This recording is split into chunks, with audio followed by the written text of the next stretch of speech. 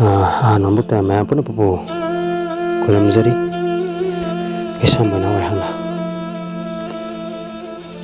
mathang manau naina anya putok sagre nongkhai puyare talak takwa mani mangan ngandana ba tapiramba paujan kaya wahum suboina asi na jagatu basi koina chathokpa matamda arapa chapa matam natragana kaila kare matamda mi kutim mi atopa singna natragana ai leiriba kana chana kudimona nushinaba dugumba ya kare kuchaba lewa makani hariba lewa sibu koina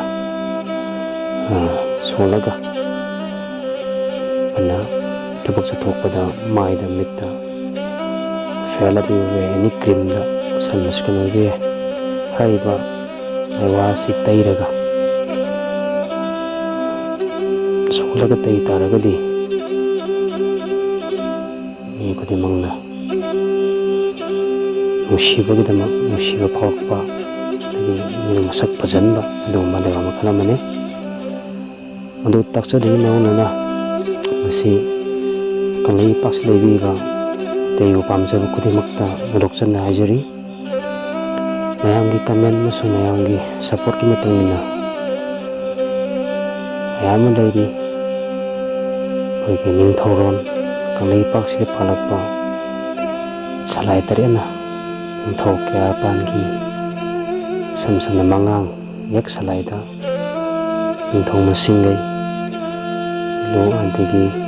luwangda ningthau masing kuman angom khangan ba sangnai sangthem moirang angom leiriba yak salai tarik sida pan ki ningthau mayamgi masing lai onadana ba kana ba tofik mayam leiri to mayamgi comment amasung mayamgi support ki matungina hairiba kudimasi thongna magalana tawjarakadobani andana mayamgi comment pibiyo si aina mayamangda bithokjariba thakatjariba dumba wari asi aina kuina chattuna halaman mayama loinadana khangja hijaba mayamdagi aina lawjahoba tugumba aman yamlaba puya haktani puya sindai khangatjarakpani maramduna itei cha kudimangna itei gilamin laisonbo nushiba itei ipa ipuna piramba punimopu pamjaba nushiba taragadi mayam kudimangna support tawbiyu nadi thongna ama hapiyu haidana singjari amangna bijakiba episode ani santokchagre hariba ani dumaksu mayamna tabiraga share comment pibinabana singjari aduna mayamgi famda ngomna singjari aduna sia hom soba ena takachari ba episode sigi makha taba ningthoron hariba puyasi yak salai taret kanai pakta paleba siki matangda semjagena khanjari masigidamakta mayamna yakpa comment gi matungina semjagadoribani duga mayamna pamjaba sigi matangda semu haiba khallai taragadi comment box da pibiramu amadi mitai karamana chummi haibna chingba ni makan mayama si kanai pakta sayana leiriba karamana chummi banu haibna mahang mayam hangi kudimagsi ana chamamna badai taragadi comment da haibiraga mathangi video da share magidawda tarang tawyoge magi comment da pukat perliba channel singing sudmat ana panjagi haidana nuruna singjari kudimangna support tawbidana singa nasibu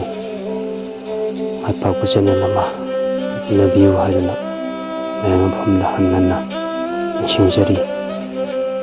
ena ngasi channel si hangbagi mayamdi ꯑꯩꯅ ꯊꯦꯛꯀꯠꯆꯔꯨꯕꯁꯨ ꯄꯨꯌꯥ ꯃꯌꯥꯝ ꯑꯁꯤ ꯌꯨꯝꯊꯣꯡ ꯈꯨꯗꯤꯡꯒꯤ ꯌꯦꯟꯕꯗꯤ ꯉꯝꯗꯕꯅ ꯑꯩꯅ ꯐꯣꯟꯒꯤ ꯃꯇꯦꯡ ꯂꯧꯔꯒ ꯃꯌꯥꯝꯗ ꯍꯥꯏꯔꯤꯕ ꯄꯨꯌꯥꯒꯤ ꯋꯥꯍꯩ ꯃꯌꯥꯝ ꯑꯁꯤ ꯃꯌꯥꯝꯅ ꯁꯟꯗꯣꯛꯆꯕꯅꯤ. ꯈꯪꯗꯅ ꯍꯩꯗꯅ ꯑꯩꯅ ꯁꯥꯒꯠꯆꯅ ꯍꯥꯏꯖꯕ ꯅꯠꯇꯦ, ꯄꯨꯌꯥꯗ ꯊꯣꯛꯆꯕ ꯉꯥꯛꯇꯅꯤ.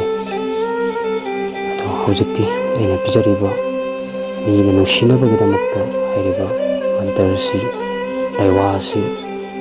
ꯁꯣꯝꯗ ꯃꯤ ꯃꯔꯣꯟꯤ ꯃꯟꯇꯔ ꯍꯥꯏꯕꯁꯤ ꯍꯨꯏꯂꯣꯟ ꯂꯥꯏꯋꯥ ꯑꯁꯤ ꯑꯩꯅ ꯍꯥꯞꯆꯔꯤ. ꯃꯌꯥꯝ ꯄꯨꯝꯅꯃꯛꯅ ꯌꯦꯡꯕꯤꯔꯒ ꯑꯩꯅ ꯍꯥꯏꯔꯤꯕ ꯂꯥꯏꯋꯥ ꯑꯁꯤ ꯐꯩ ꯐꯠꯇꯦ ꯍꯥꯏꯕꯗꯨ ꯀꯃꯦꯟ ꯄꯤꯕꯤꯌꯨ ꯍꯥꯏꯅ ꯅꯤꯡꯁꯤꯡꯖꯔꯤ. ꯌꯥꯏꯐꯔꯦ.